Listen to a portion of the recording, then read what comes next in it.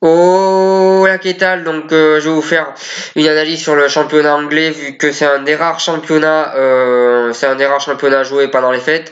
Donc d'abord je vais d'abord vous souhaiter à tous une bonne année et une bonne santé à tous avant de faire l'analyse de ce championnat. Donc bonne année et bonne santé à tous. Pour en revenir au championnat anglais, donc je pense qu'il va y avoir 6 équipes pour 4 places de Ligue des Champions comme l'année dernière il y avait. Donc je pense que Burnley qui est proche des 6 premières places va craquer au fil et à mesure de la saison.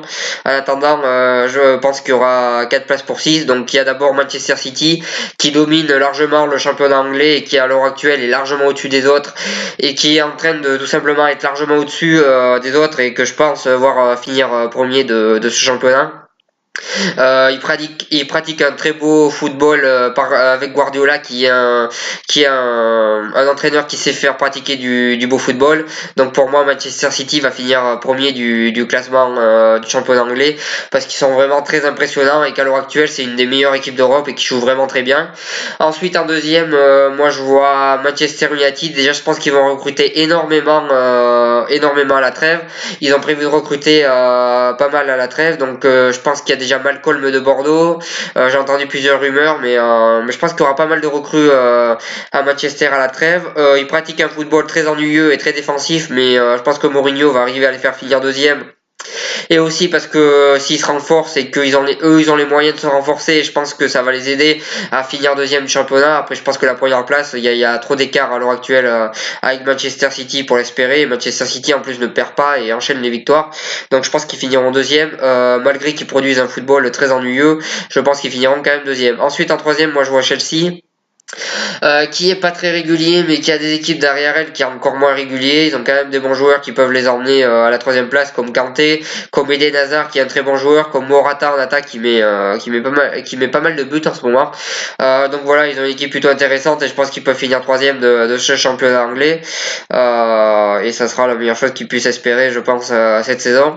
Eux, ils produisent un football pas trop mal, mais je pense que il manque de régularité.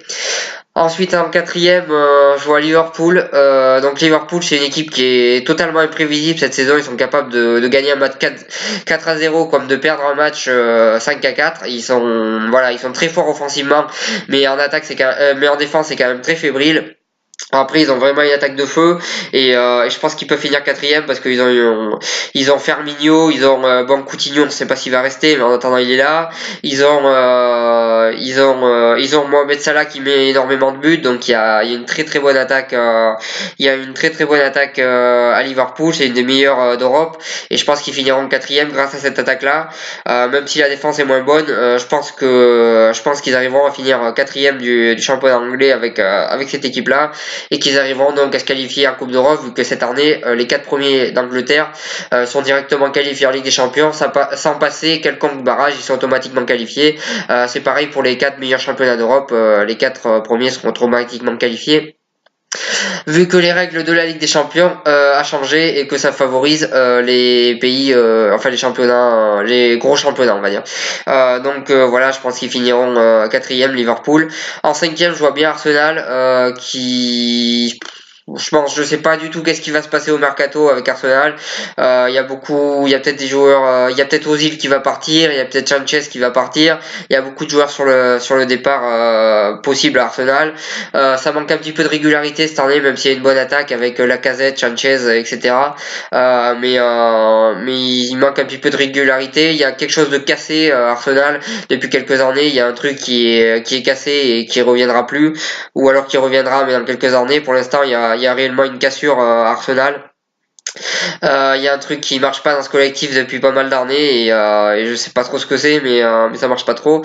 Je pense qu'Arsène Wenger c'est la fin d'un cycle et qui continue et qui persiste à rester alors que pour moi il devrait partir et laisser sa place à quelqu'un d'autre parce que là il n'y arrive plus.